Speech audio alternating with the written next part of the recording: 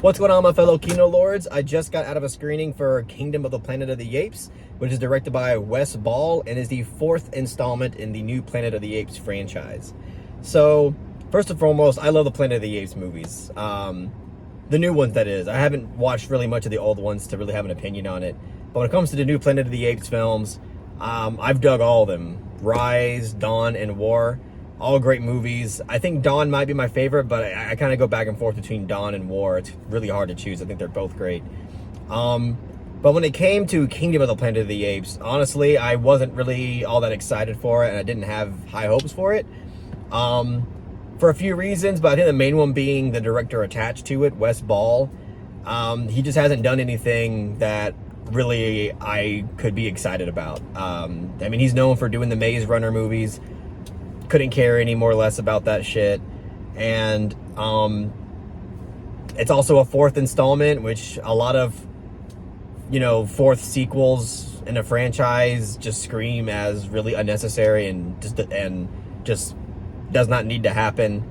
And the trailer for this movie wasn't really all that convincing either. I think what the trailer shows is just comes off as like your normal whatever blockbuster.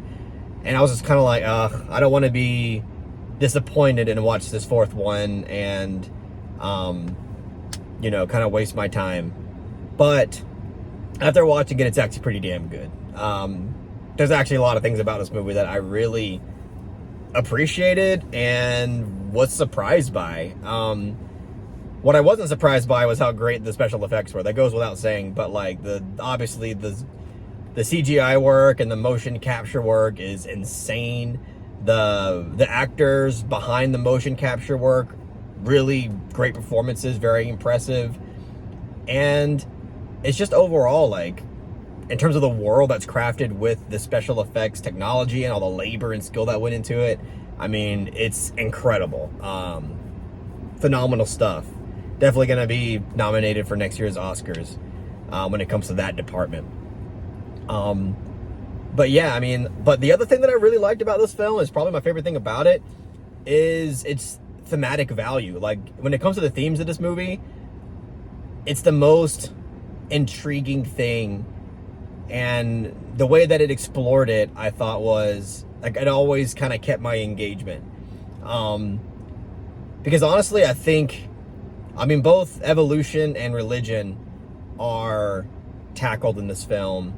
And I kind of love the way that they went about it. Especially when it comes to religion and kind of showcasing its place that it has had and continues to have on humanity.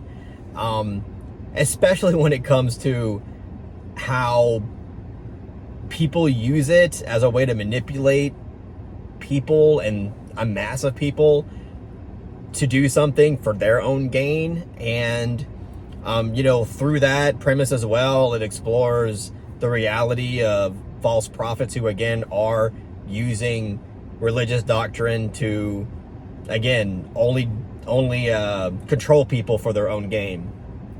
And I just like the way it showcased that. I was like, damn, I did a really great job there. And yeah, and also just like with, again, evolution and the advancement of technology and the impact that has on a species. Obviously, humans is like the only example we have, but here it's obviously the apes that have advanced and what technology will just gradually do. And yeah, I don't know. It was just like, again, thematically, I think it was really great. It was the most impressive and compelling thing about it for me. Of course, like, the action sequences are great. I think the character relationships are really great. There's this one side character in the film that we get for a little while, and he's basically like this example of kind of like the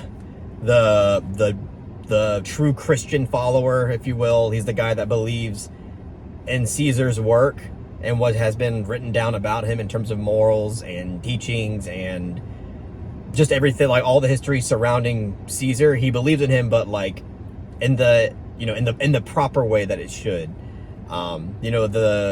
the dominating ape society in this film is an example of, you know, a civilization that has totally like been corrupted by the religion, and they're just like far gone.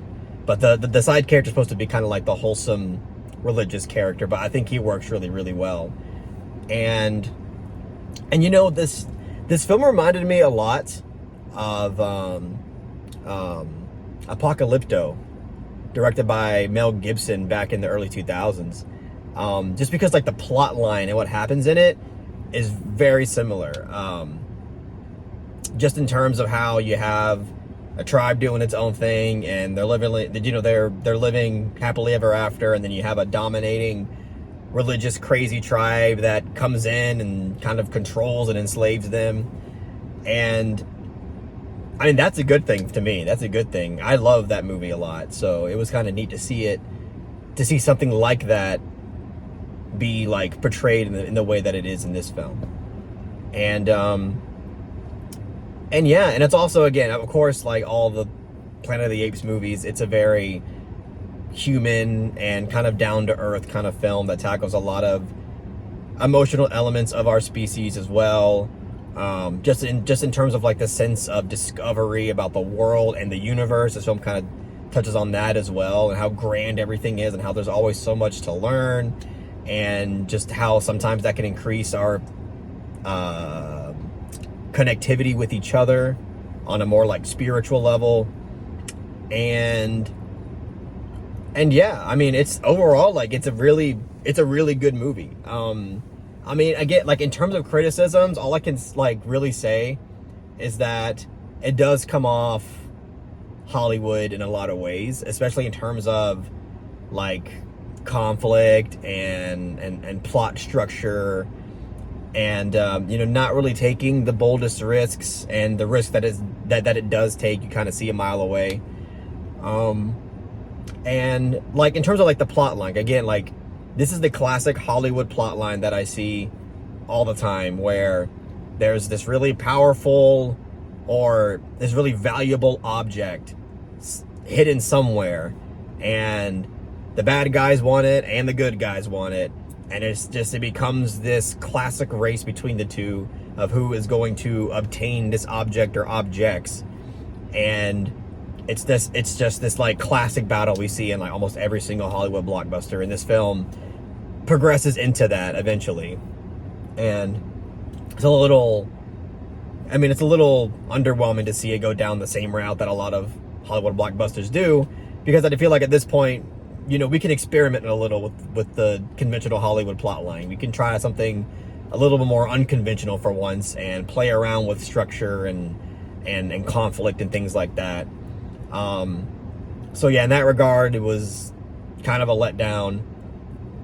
And yeah, there are like predictable things about it.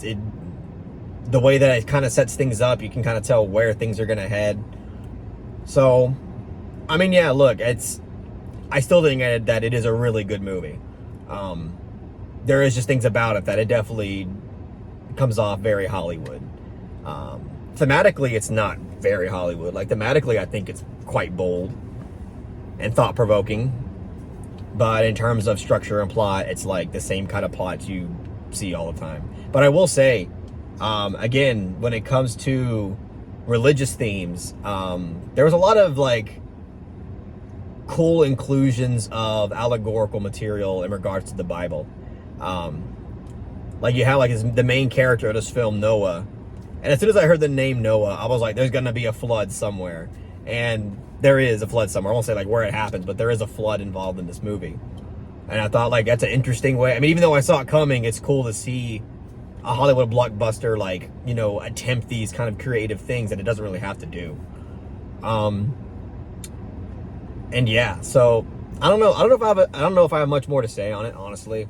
But I enjoyed it obviously a lot.